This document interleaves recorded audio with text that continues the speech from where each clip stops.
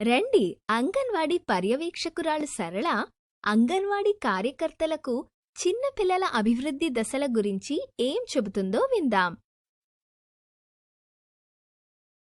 Let us look at some examples of the stages of development in each domain.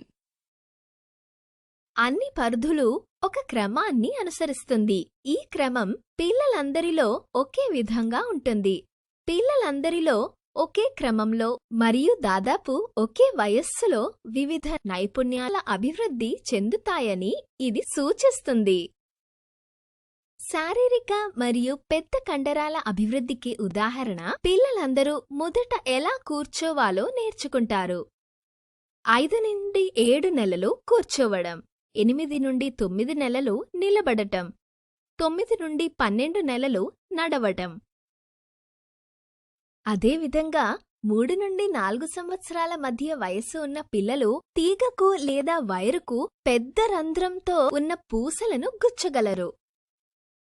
4 నుండి 5 సంవత్సరాల వయస్సు ఉన్న పిల్లలు తీగకు లేదా వైరుకు చిన్న రంధ్రంతో ఉన్న పూసలను గుచ్చగలరు. 5 నుండి 6 సంవత్సరాల వయస్సు పిల్లలు గొలుసు లింక్, దారం లేదా తీగల ద్వారా చిన్న రంధ్రం ఉన్న అనేక పూసలను ఒక్క డిజైన్లో వరుస క్రమంలో గుచ్చవచ్చు.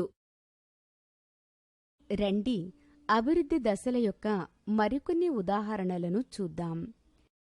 ఉదాహరణకు, భాషా అభివృద్ధి 3 నుండి 4 సంవత్సరాల వయస్సు ఉన్న పిల్లలు తన ఆలోచనలను 3 నుండి 4 పదాలలో లేదా చిన్న చిన్న వాక్యాలలో వ్యక్తీకరించవచ్చు.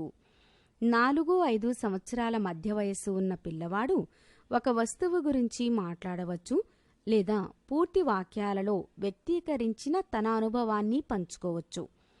5 నుండి 6 సంవత్సరాల మధ్య వయస్సు ఉన్న పిల్లవాడు 2 లేదా అంతకంటే ఎక్కువ వాక్యాలను ఉపయోగించి తన ఆలోచనలను వ్యక్తపరచగలడు. మేధో వికాసం 3-4 సంవత్సరాల మధ్య వయస్సు ఉన్న పిల్లవాడు ఒక లక్షణం ఆధారంగా సాధారణ వర్గీకరణ చేయవచ్చు. ఉదాహరణకు, ఆకారం లేదా రంగు ఆధారంగా వర్గీకరణ. 4 నుండి 5 సంవత్సరాల మధ్య వయస్సు ఉన్న పిల్లవాడు 2 లక్షణాల ఆధారంగా వస్తువులను వర్గీకరించవచ్చు. ఉదాహరణకు, ఆకారం మరియు రంగు రెండింటి ఆధారంగా వర్గీకరణ. 5 నుండి 6 సంవత్సరాల మధ్య వయస్సు ఉన్న పిల్లలు 3 లక్షణాల ఆధారంగా వస్తువులను వర్గీకరించవచ్చు. ఉదాహరణకు, ఆకారం, పరిమాణం మరియు రంగు ఆధారంగా వర్గీకరణ.